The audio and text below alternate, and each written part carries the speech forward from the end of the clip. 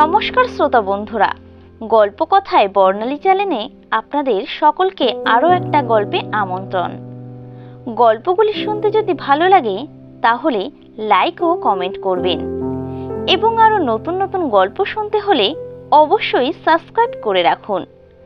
আজ আপনাদের শোনাতে চলেছি তারাপদ রায়ের প্রণবেশের বিপদ গল্পটি।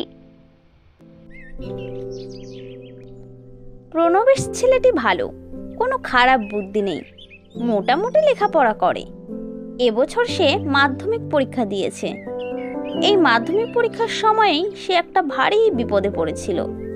প্রণবেশ যেই স্কুলে পড়ে সেটা বেশ নামকরা স্কুল। সেই স্কুলের ছেলেরা কড়া শাসনের মধ্যে লেখাপড়া শিখেছে, তাদের কিছুটা শৃঙ্খলাবোধ আছে। কিন্তু প্রণবেশদের যে সেন্টারে সিট পড়েছে সেখানে আরেকটা খুব রদ্দি স্কুলের সিট পড়েছে। বেশি বয়স, কেমন চুয়ারে গুন্ডা গুন্ডা চেহারার পরীক্ষার্থী সব। প্রথম দিন হলে পৌঁছাতে এসে প্রণবেশের মা তাকে উপদেশ দিয়ে গেছেন, এসব ছেলেদের থেকে দূরে থাকবে, একদম কথাবার্তা বলবে না। কিন্তু ইচ্ছা করলেই তো দূরে থাকা যায় না।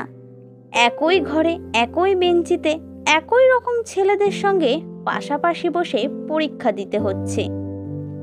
প্রথম দুদিন কোনো রকমে কাটলো। অন্য স্কুলের ছেলেরা নিজেদের মধ্যে কথাবার্তা বলে খাতা চালাচালি করে, এমনকি পকেট থেকে ছোট ছোট কাটা কাগজ বার করে তারা টোকাটুকি চালালো। দুদিনই এক বুড়ো ভদ্রলোক গার্ড দিয়েছিলেন, তাকে তারা পাত্তা দেয় না, বরং ধমকে বলল, যান দাদু, বাইরে যান। এরই মধ্যে প্রণবেশরা কোনো রকমে মাথা নিচু করে কোনো কিছুতে কান না দিয়ে নিজেদের সাধ্যমতো পরীক্ষা দিয়ে গেল। বিপদ ঘটল তৃতীয় পরীক্ষার দিনে ফার্স্ট হাফে। আজ সেই বুড়ো ভদ্রলোক গার্ড দিতে আসেননি, তার বদলে এসেছে মালকোচা দিয়ে ধুতি পরা, কদম ছাট চুল, মারকুটে চেহারার এক মাঝবয়সী ভদ্রলোক। ভালো রেফারি যেমন শক্ত হাতে গোল মেলে খেলার রাশ টেনে ধরেন, তেমনই এই মারকুটে ভদ্রলোক প্রথম থেকে স্কুলের পরীক্ষার্থীদের তাদের অন্যায় কাজে বাধা দিতে লাগলেন। প্রথম 15 মিনিট ব্যাপারটা তার খুব আয়ত্তের মধ্যে ছিল না। তারপরে আস্তে আস্তে তিনি অবশিষ্ট ছেলেদের বাগ মানিয়ে ফেললেন। তবে সব ছেলে নয়, দু একটি ছেলে এরই মধ্যে যতটুকু পারছে টোকাটুকির চেষ্টা করে যাচ্ছে। এদেরই একজন ধরা পড়ল 2 ঘন্টার মাথায়। কদম ছাট গার্ড ছেলেটির খাতাটা ছিনিয়ে নিয়ে তার খাতার নিচ থেকে বার করলেন নোট বই থেকে ব্লেড দিয়ে কেটে আনা উত্তরের অংশ। জোর করে খাতা কেড়ে নিয়ে তাকে হিচড়িয়ে টেনে বার করে দিলেন গার্ড। ছেলেটি কিন্তু অনমনীয়। দরজা থেকে বেরোনোর মুখেই হাতের প্রশ্নপত্রটা কুচি কুচি করে ছিঁড়ে হাওয়ায় উড়িয়ে দিল। হাতের কালির দোয়ারটা সিঁড়ির ওপরে ছুঁড়ে ভেঙে ফেলল। কাঁচের টুকরো আর কালি ছিটিয়ে পড়ল সারা সিঁড়িতে। তারপর ছেলেটি একটা খারাপ গালাগাল দিয়ে ধুত্তেরি লেখাপড়া নিকুচি করেছে বলেই হনহন করে সেন্টার থেকে বেরিয়ে রাস্তায় গেল। পরীক্ষার খাতা লিখতে লিখতে প্রণবেশ জানলা দিয়ে তাকিয়ে দেখল ছেলেটা গেট দিয়ে বেরিয়ে যাবার মুখে গেটের পাশের একটা পাতাবাহারের ঝোপে নিজের ব্যাগ থেকে কলমটা পর্যন্ত তুলে নিয়ে ছুঁড়ে ফেলে দিল। পরীক্ষার ব্যস্ততার মধ্যেও প্রণবেশ এটা দেখে ভাবল, বাবা, এত রাগ!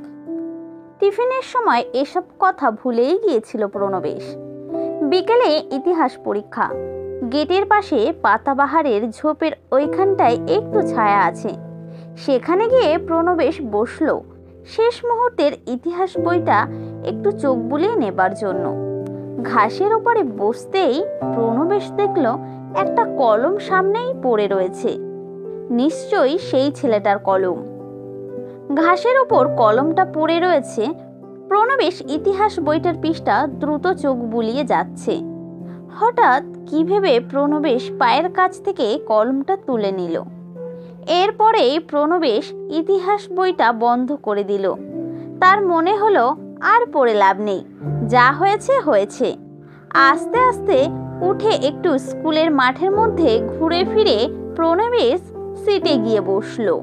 পরীক্ষা আরম্ভ হওয়ার 15 মিনিট আগের ঘন্টা পড়তে আগের দিনগুলোর সেই নরম বুড়ো ভদ্রলোক খাতা হাতে এলেন। তাহলে ওবেলার সেই কদম ছাট মারকুটে গার্ড আসছে না। 5 মিনিট আগের ঘন্টা বাজলো। আর একটু পরেই প্রশ্নপত্র বিলি হবে। অন্যদিন এই সময় আর সকলের মতো প্রণবেশ উঠে গিয়ে সামনের টেবিলটার ওপর বইটা রেখে আসে। আজ কিন্তু তার কেমন মনে হলো, থাকুক না বইটা কাছে, যদি হঠাৎ দরকার পড়ে পাতা খুলে দেখলেই হবে। বুড়ো গার্ড একটু এপাশে যেতেই প্রণবেশ ডেস্ক থেকে বইটা নামিয়ে বেঞ্চের উপরে নিজের কোলের কাছে রাখলো। প্রশ্নপত্র পেয়ে প্রণবেশ প্রথম দুটো প্রশ্ন চোখ বোলাতেই তার মনের মধ্যে অদম্য একটা ইচ্ছে এলো বইটা খুলে দেখতে। কিন্তু ব্যাপারটা সন্তর্পণে করতে হবে। বুড়ো গার্ড হয়তো ধরতে পারবে না, কিন্তু নিজের স্কুলের বন্ধুরা রয়েছে, তারা কি ভাববে, কি ধারণা করবে। প্রণবেশ মনের মধ্যে সুমতি আর কুমতির যুদ্ধ চলতে লাগলো। তারপর কুমতি জিতল।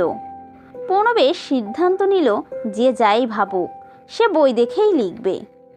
লেখার জন্য পকেট থেকে কলম বার করতে গিয়ে সেই ছেলেটার কলমটা তার হাতে উঠে এলো। এই ছেলেটার স্কুলের বন্ধুরা এখানে আছে, তাদের কারোর কাছে কলমটা দিয়ে দেবে। এই ভেবে প্রণবেশ কলমটা ডেস্কের এপারে রাখলো। এবং কি আশ্চর্য, সঙ্গে সঙ্গে অর্থাৎ ওই ছেলেটার কলমটা দূরে রেখে দেওয়া মাত্রই প্রণবেশের মনোভাব সম্পূর্ণ বদলে গেল। সে ভাবল, ছি ছি, আমি কি করতে যাচ্ছিলাম? বই দেখে লিখতে যাচ্ছিলাম, যদি ধরা পড়ে যেতাম কি হতো? প্রণবেশ ঠিক করলো ভুল হয়ে গেছে। এই বলে বুড়ো গার্ডকে ডেকে বইটা হাতে তুলে দেয়। এখনো তো উত্তর লেখা আরম্ভ করেনি, সুতরাং দোষ কিছু হয়নি। এই সময় একটা ঘটনা ঘটল। সেই কুড়িয়ে পাওয়া কলমটা কোনো কারণে ডেস্কের ওপর থেকে গড়িয়ে প্রণবেশের পায়ের কাছে পড়ে গেল। প্রণবেশের মাথা নিচু করে কলমটা হাত দিয়ে ধরল এবং সঙ্গে সঙ্গে প্রণবেশের মনের মধ্যে বিদ্যুৎ খেলে গেল। কেন ফেরত দেব? দেখে লিখব, যা হয় হবে। ডেস্কের নিচে থেকে তখনও মাথা তুলে আনেনি সে। এই সামান্য সময়েই তার মনটা এরকম বদলে গেল। এই পরিবর্তনের জন্যই হোক বা অন্য যে কারণেই হোক, একটু অন্যমনস্কভাবে মাথা তুলতে গিয়ে প্রণবেশের মাথাটা ডেস্কের নিচের দিকে ঠুকে গেল। সঙ্গে সঙ্গে হাত থেকে ছিটকে পড়ে গেল কলমটা। কি ভেবে প্রণবেশ আর কলমটা মেঝে থেকে কুড়োলো না। সেই মুহূর্তেই আবার তার মনের মধ্যে সুমতির জয় হয়। 2-4 নম্বর কম হয় হোক, সে কিছুতেই বইটুকে লিখবে না। প্রণবেশ বেঞ্চের উপর থেকে ইতিহাস বইটা তুলে নিয়ে উঠে দাঁড়ালো। তারপর গার্ড ভদ্রলোককে ডেকে বলল, স্যার, আমার এই বইটা। গার্ড ভদ্রলোক কিছুই ভাবল না, বইটা হাতে নিয়ে সামনের টেবিলে রেখে দিলেন। খাতা খুলে প্রশ্নের উত্তর লিখবার আগে একবার আর চোখে সেই বিষধর কলমটা দেখে নিল প্রণবেশ। কি সাংঘাতিক কলম! যতবার ছুঁয়েছে মন বিষিয়ে উঠেছে। আর যাতে ছুঁতে না হয় এই ভেবে প্রণবেশ অনেকটা সরে বসল। তারপর লেখা আরম্ভ করতে করতে ভাবল, কি বিপদ হয়েছিল, রাস্তা পেয়ে গেলাম। সেই সঙ্গে একথাও তার মনে হলো, এই খারাপ কলমটা যে ছেলেটা ছুঁড়ে ফেলে দিয়েছে সেও হয়তো ভালো হয়ে গিয়েছে এর সংস্পর্শ থেকে সরে গিয়ে। ঠিক সেই মুহূর্তে দরজার কাছে দেখা গেল দ্রুত ছুটে আসা সেই ছেলেটি। স্যার, আমার একটু দেরি হয়ে গেল। বুড়ো ভদ্রলোক তাকে তাড়াতাড়ি খাতা প্রশ্ন এগিয়ে দিল। সে গিয়ে নিজের সিটে বসল। তার পায়ের কাছেই পড়েছিল তার পুরনো কলমটা। সে সেই দিকে না তাকিয়ে পকেট থেকে অন্য একটা কলম বার করে লিখতে বসল। তার মুখ এখন অনেক নরম দেখাচ্ছে।